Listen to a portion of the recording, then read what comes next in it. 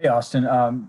Coach Prefer is just talking about the work you've had at the stadium, not only Sunday, but you guys going down there, the specialists going down there a little bit before that practice. And he was talking about kicking into the dog pound end and how that's been an emphasis. And I was just wondering what has gone into improving for you. Obviously, we saw a lot of kickers have issues down there. And so how are you kind of approaching that as you get ready for your second season?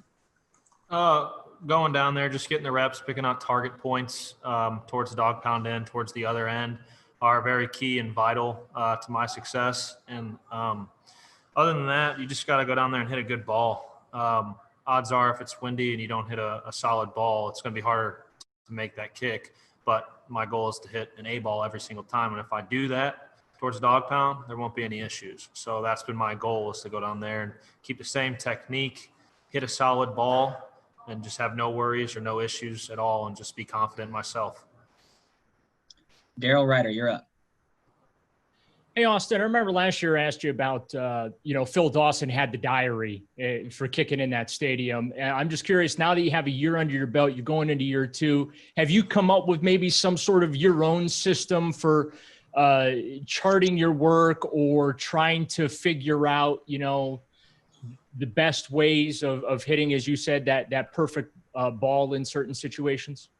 Yeah, going down there last year along with this year, you check the winds before the game, where they're coming from, so you'll know that advantage point of how it's going to hit and where it's going to hit. But still just getting used to it. You can't rely on that stuff all the time, because winds change, things change, weather changes. So when we're down there, it's important that I warm up towards the dog pound end, get a feel for it. And then as I start warming up, I hit more down in that end, because odds are, likely or not, the other way, it's going to be at my back, or it won't be as heavy in the face. So when we kick towards the dog pound, I just got to find my lines before the game, warm up, get used to that wind, know the kind of ball I want, the hold I want, and then we just roll from there. Dan Lobby, we'll go to you. Hey, Austin, this is maybe a little bit of a weird question, but I know you punted in college, and I'm wondering, we saw a few weeks ago with all those false positive tests, how quickly, you might lose somebody and have to adjust, kind of in a minute. If you needed to, has it been talked about, about maybe punting or something if for some reason Jamie wasn't available? Yeah, absolutely. I've been working on my punting with Jamie in the offseason a little bit. And just knowing that if something were to happen to him, I'm up to punt, and I feel completely comfortable doing that. Just with what I did in college, we even had a punt last year on a fake field goal. I feel confident in my abilities to do that. So yes. Thanks. Thank you, Dan. We'll go to Marla Ridnour next. Yeah, Austin, Coach Prefer was telling us about all the weird ways all you guys had to send the videos in the off season, and he said your wife was videoing you or whatever. Just how bizarre was that? Like, was she your everyday video person, or how did that work? It was different. In the neighborhood we live in down in Texas, there's a middle school field, turf field, and it was like the only one open through Corona and all that. So I'd go out there anytime I could, and she'd come out as well and film me and whatnot. But yeah, it wasn't all the time, more so on the weekends. During the week, I would go kick on my own, or I'd kick with a buddy of mine who lives down there who played for Baylor in college.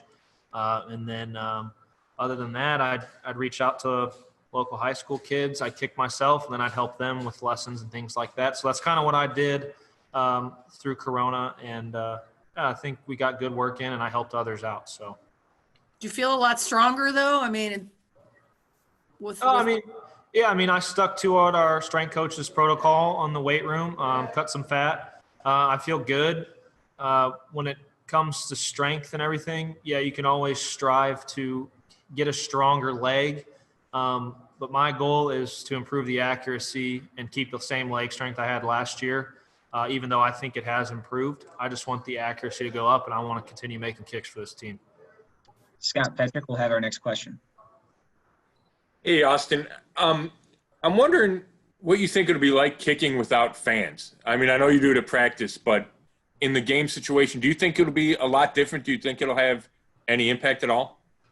I haven't really thought about it too much. I mean, it's going to be different, obviously, kicking in an empty stadium during a game. But we're all a part of history and we're all a part of this journey. So you have to adapt and overcome everything that's thrown your way. And I think it'll be interesting. It'll be weird at first, but we're going to have the crowd noise pumped in there.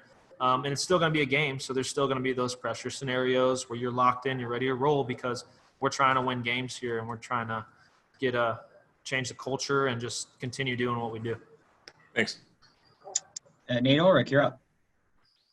Do you have any good stories about Jamie Gillen, punting with him in the offseason, working with him, and just how close have you guys become, and what do you expect from him? Also a big year for him going into year two. Yeah, no, Jamie and I are pretty close. We talk all the time. We hang out throughout the offseason, and when we came up here, we came up about a month and a half earlier before camp started. We'd kick and punt together. And I'd try and push him a little bit, punt wise. We'd play a little directional game.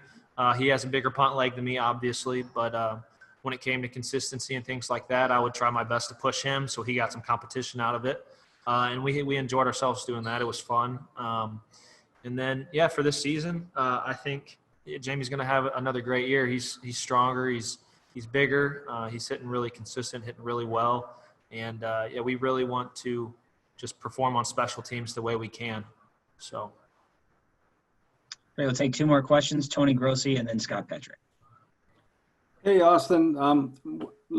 One of the quirks in your first season was more misses on PATs than field goals. I'm wondering, do you think that was just a quirk, or do you find PATs more challenging for some reason? No, I wouldn't say that at all. Coming in, that is one of the major changes from college to the NFL is the PAT distance. And if you look at the other rookies who came in last year, I believe we had similar, stats, you could say. But for me, it's just a mental thing I have to overcome, and I've been doing that, and I've been hitting pretty well. And we're just going to continue to just remember the technique, stay confident myself, and put the ball through the posts. Is the placement team identical on PATs and field goals? Yeah, it should be exactly the same. Okay, thanks. And Scott Petrick, final question. Hey, Austin, we got a little bit of a glance when you turned your head there. What do you call that hairstyle? Oh, that's the mullet right there. Is there a reason you decided to go with that? Me and Jamie were just chatting on FaceTime in April, May, and it just kind of came about. And we're both growing one right now, seeing who can grow the better one. So we'll let other people decide who has the better mullet.